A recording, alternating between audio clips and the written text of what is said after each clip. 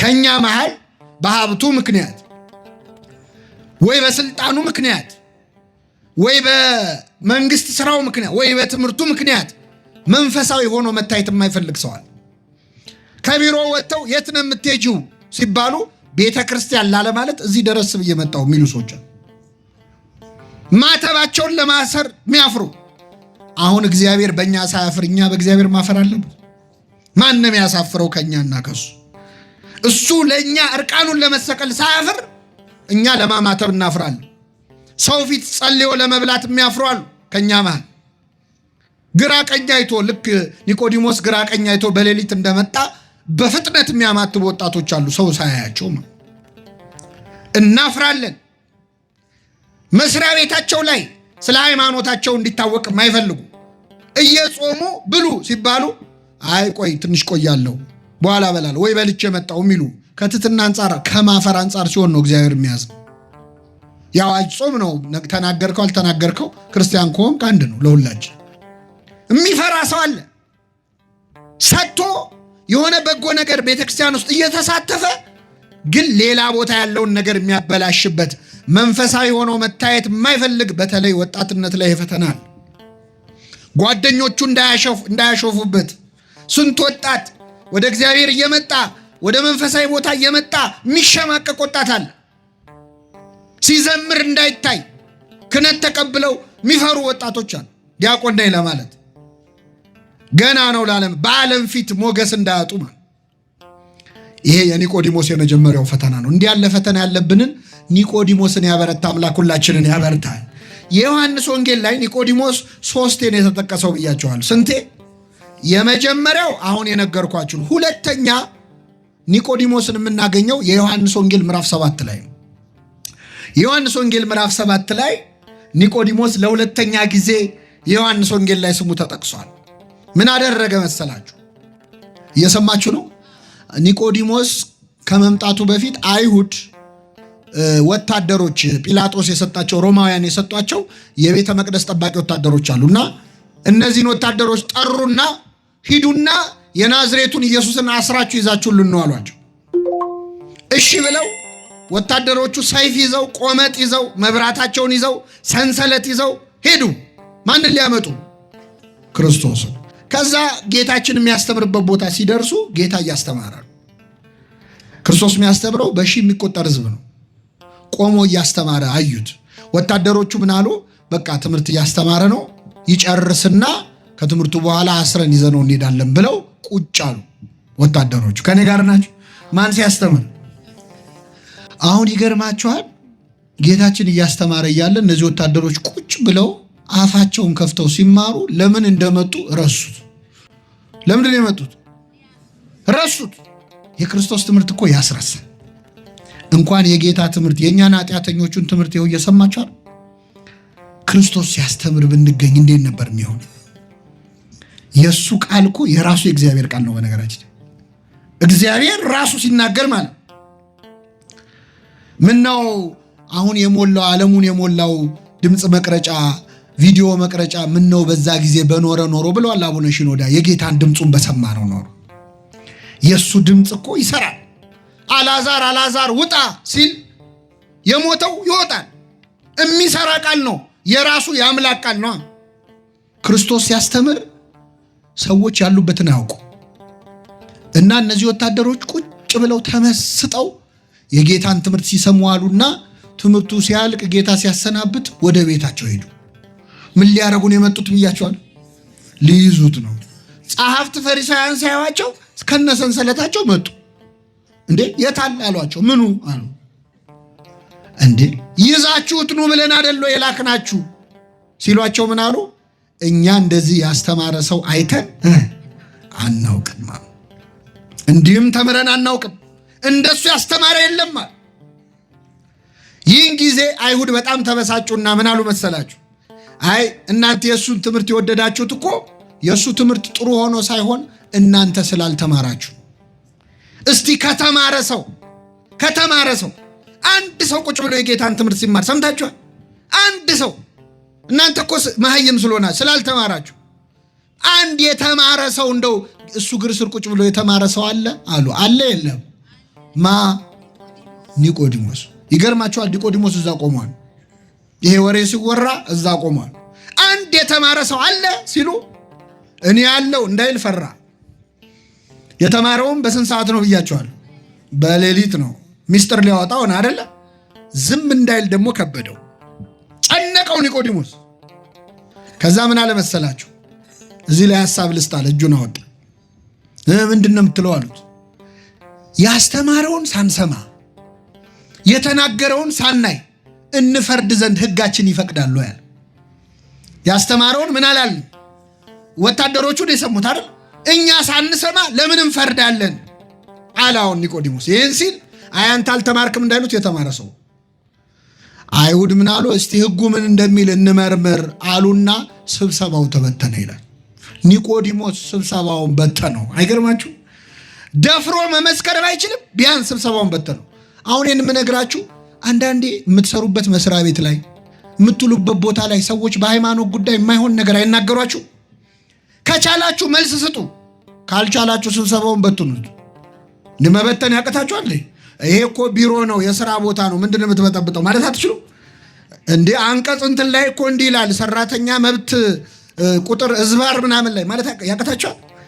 ኒቆዲሞስ ይህንን ያደረገው አያችሁ። ደፍሮ ለመመስከር ፈራ፣ ጨነቀው። ዝም እንዳይል ደግሞ ጨነቀው። ሁለቱም አስጨነቀው። ስለዚህ ስብሰባውን በተነው ማለት ነው። እንደው አቅም ኖሮን መልስ መስጠት ቢያቅተን በክርስቶስ ላይ በድፍረት የሚነሳን ስብሰባ ለመበተን ያብቃን አምላካችን። አሁን ኒቆዲሞስ ትንሽ አላደገባችሁ? ቅድም ፈራ፣ አሁን ግን ትንሽ ደፈራ። በጣም ይገርማል። የዮሐንስ ወንጌል ምዕራፍ 19 ላይ ኒቆዲሞስን ለሶስተኛ ጊዜ እናገኘዋለን። ሶስተኛ ጊዜ ግን ኒቆዲሞስ እንደ መጀመሪያው ጊዜ ፈራ ተባ ያለ ግራ ቀኝ እያየ ተደብቆ በማታ አልመጣም። በአደባባይ ነው የወጣው፣ በጠራራ ፀሐይ። መቼ መሰላችሁ? ክርስቶስ ተሰቅሎ ሲሞት መስቀል ላይ በሞተበት ሰዓት ኒቆዲሞስ እንደ መጀመሪያው ቀን እስኪመሽ ልጠብቅ ሳይል፣ እንደ ሁለተኛው ቀን ፈራ ተባ ሳይል ብቻውን ወጣ። ይገርማል። የጌታ ደቀ መዛሙርት 12 ናቸው። ከ12ቱ አንዱ ሸጠው ጌታን፣ ሌላኛው ከአንዴም ሶስቴ ካደው፣ ሌሎቹ እግሬ አውጪኝ ብለው ተበተኑ። ዮሐንስ ብቻ ነው እስከ መስቀል የተከተለው። ብቻውን ነበር እኮ ክርስቶስ። ዓርብ ዕለት በመዋረድ ቀን እኮ ዘመድ የለም አይደል? አዎ ባለቅኔው አልቦ ዘመድ ጊዜ ተዋርዶ ይላሉ። ወይ ከውን ባይደ ጊዜ ተዋርዶ ዘመድ።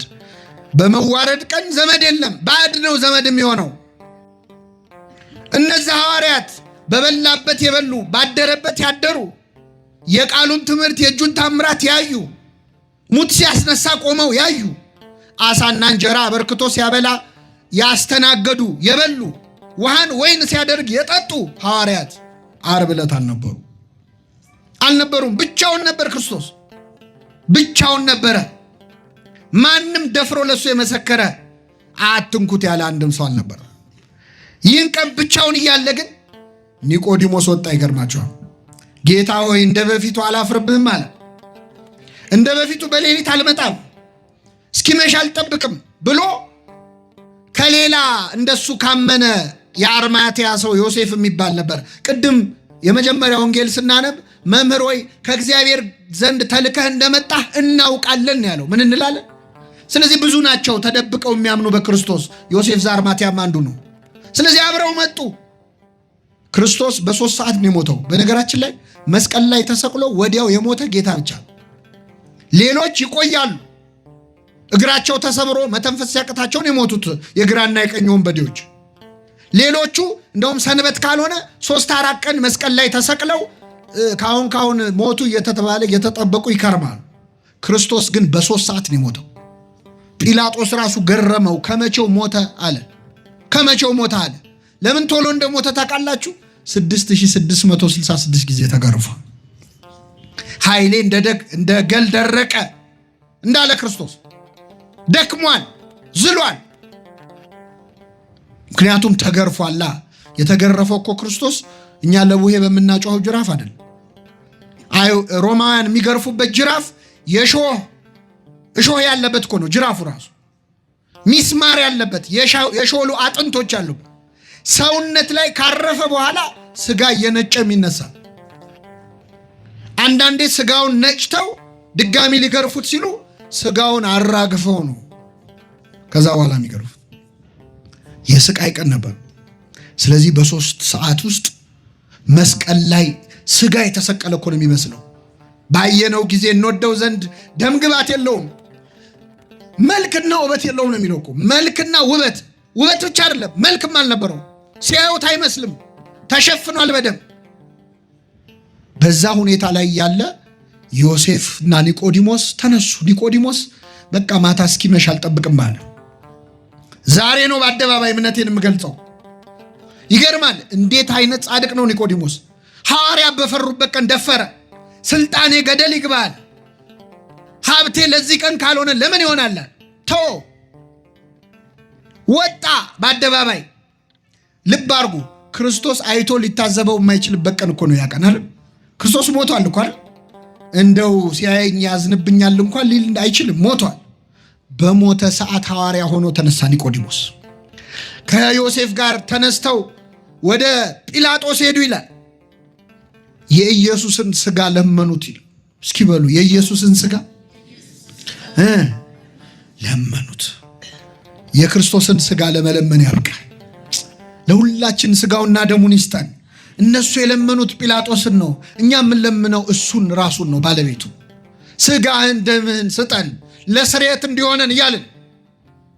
አንዳንዴ ንስሐ አባቶቻችሁ አስቀየሙኝ ብላችሁ ከስጋው ደሙ የምትሸሹ፣ ፊት ነሱኝ ብላችሁ ከስጋው ደሙ የምትርቁ ሰዎች፣ ለክርስቶስ ስጋና ደም አይደለም ንስሐ አባት ጲላጦስም እኮ ይለመናል።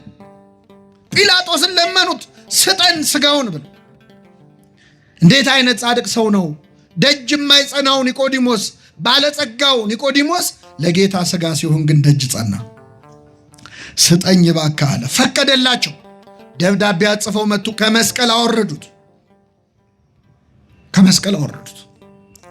እንዴት ያለ ክብር ነው ክርስቲያኖች! በጣም ከባድ እኮ። የክርስቶስን ስጋውን ከመስቀል ምን አሉት? አወረዱት። ሐዋርያት የሉም እኮ እንቅበረው አላሉ፣ እንገንዘው አላሉ። ኒቆዲሞስ ግን ሊገንዘው ተነሳ። ውድ ሽቱ አመጣ። ውድ ሽቱ ቅመም አምጥቶ ገንዘቡን አፈሰሰ። በቃ ከሱ አይበልጥብኝም አለ። ስልጣኔም ገደል ይግባ፣ ገንዘቤም ምንም አይሰራም፣ ለክርስቶስ ያልሆነ ምን ይሆናል? ገነዙት ክርስቶስ። ሞትከኑ መንሥኤሆሙ ለሙታን፣ ሙታንን የምታስነሳ ሆይ ሞትክን። ደከምከኑ መጽንዔሆሙ ለድኩማን፣ ደካሞችን የምታጸና ሆይ ደከምክን እያሉ እያለቀሱ ገነዙት። ይህን ጊዜ ጌታ በመላእክቱም ይላሉ በመለኮቱም ይላሉ ሊቃውንት ምን ብለው እንደሚገንዙ ነገራቸው እግዚአብሔር። ስለዚህ ቅዱስ እግዚአብሔር፣ ቅዱስ ኃያል፣ ቅዱስ ሕያው የማይሞት እያሉ ዛሬ በዓለም አቀፍ ኪዳን የምናደርስበት ማለት ነው። እኛ ጋር ብቻ አይደለም፣ በምስራቁም በኦሪየንታሉም በኢስተርኖቹም ጭምር አንድ ነው። ቅዱስ እግዚአብሔር፣ ቅዱስ ኃያል፣ ቅዱስ ሕያው የማይሞት እያሉ ገነዙት። ክርስቶስን መገነዝ እንዴት ያለ ክብር ነው! እንደው እንዴት ችለው ገነዙት ምዕመናን! እንዴት ችለው አይኑን ከደኑት! አይን የሚያበራውን አምላክ ማለት ነው። አይን የሚያበራው እጆቻቸው የሰለሉ ሰዎችን እጅ የሚሰጠውን አምላክ እጁን አሰሩት። እየፈሩ እየተንቀጠቀጡ ነው። ቅዱስ አጠቡት። ክርስቶስ በደም የተለወሰ አካሉን አጠቡት። በእውነት ዮሴፍና ኒቆዲሞስ በረከታቸው ይደርብን። እንዴት አይነት ክብር ነው!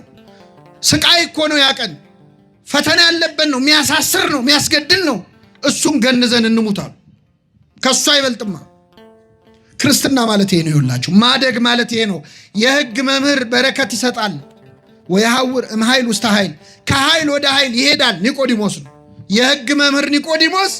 በረከት ይሰጣል። ከኃይል ወደ ኃይል ሄደ። ሌሊት ሲፈራ አየነው፣ ፈራ ተባ ሲል አየነው። አሁን ግን ክርስቶስን ሲገንዝ አየነው። ቆሞ ሲገንዝ አየነው። ሹመቱ ይቅርብኝ፣ ከምኩራብም ያስወጡኝ፣ ከመንግስቱ አያስወጣኝ እንጂ ወሰነ ማለት ነው። በክፉ ቀን ነው ክርስትናውን የገለጠው። ክፉ ቀን ሲመጣ እኮ ነው ሰው የሚክደው አይደለ? ክፉ ቀን ሲመጣ ነው ሰው የሚሸሸው። ኒቆዲሞስ ግን በክፉ ቀን ክርስቲያን ሆኖ የተገኘ ሰው ነው። ገነዙት፣ ክርስቶስ ቀበሩት። በውድ ሽቱ ያቺ ሴት እግሩ ስር አምጥታ ሰብራ ሽቶ አላፈሰሰች። ኒቆዲሞስ ግን ያየኛል ሳይል ከሞተ በኋላ ነው ሽቱ ያፈሰሰለት። አፈሰሰለት ውድ ሽቱ። ሞቷል፣ ምን ያደርግለታል አላለም። በክብር ገንዘው ክርስቶስን ቀበሩት። ይሄ የመጨረሻው ክርስትና ነው። የመጨረሻው ሰማዕትነት ያስቀናል አይደል? አያስቀናም? ያስቀናል። ምን ነው እንደው በኖርኩ ያሰኘው። አሁን እንዲህ ትል ከሆነ ይላል ቅዱስ ዮሐንስ አፈወርቅ፣ ወንድም ምን ነው እንደው ጌታ በተገነዘ ጊዜ በኖርኩ አብሬያቸው በገነዝኩ ትል እንደሆን ችግር የለውም፣ እኔ ልንገርህ፣ ውጣና ወንድም ነዳይ ሆኖ መንገድ ላይ ወድቆ ታገኘዋለህ፣ እሱን አለብሰው ክርስቶስን እንደገነዝክ ይቆጠራል። ምን ችግር አለ? ከነዚህ ከድሆች ለአንዱ ካደረጋችሁት ለእኔ እንዳደረጋችሁት ምን እለዋለሁ? ቆጥረዋለሁ ብሏል ክርስቶስ። እንደውም ቅዱስ ኤፍሬም ሶርያዊ ምዕመናን የሚገርማችሁ በሌሊት ይነሳና በማታ ከተማውን ይዞራል። ሶርያ ይዞርና የሞተ ድሃ ካለ ይፈልጋል። ካገኘ የሞተ ድሃ ሬሳ ካገኘ ጌታዬን አገኘሁት ይላል። ልገንዘው ነው ይላል። ገንዞ ሲመጣ ዛሬ እኮ ጌታዬን ገነዝኩት ይላል። ለነዳያን ማድረግ ለክርስቶስ ማድረግ ነው። እኛ አልፈናቸው መተን አይደለ ጧፍ የምናበረው። ቅዱስ ዮሐንስ አፈወርቅ ምን ይላል?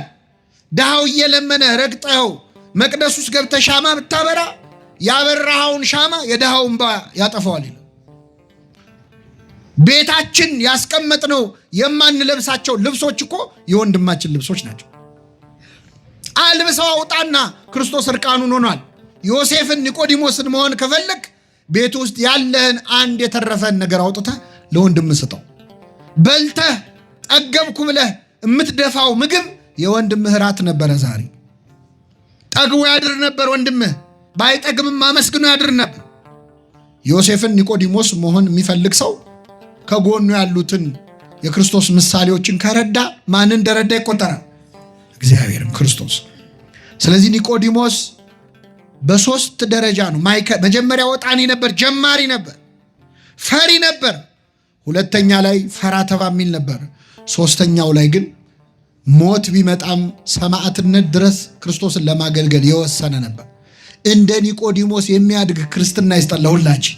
አሁን እኛ ከላይ ወደ ታች ሆነ እኮ እድገታችን። ችግሩ የትናንቱ ይሻል ነበር፣ አሁን ነው እየደከምን የመጣ ነው። የትናንቱ ይቆጨናል አይደለም። ከኃይል ወደ ኃይል የሚሄድ ክርስትናን እግዚአብሔር ይፈልጋል። ኒቆዲሞስን ያከበረ አምላክ፣ ኒቆዲሞስን ለጸጋ የጠራ አምላክ ሁላችንን በኃይሉ በብርታቱ የሚያድግ ክርስትና የሚያድግ መንፈሳዊነትን ይስጠን። የሰማነውን በልቡናችን ያሳድርብን።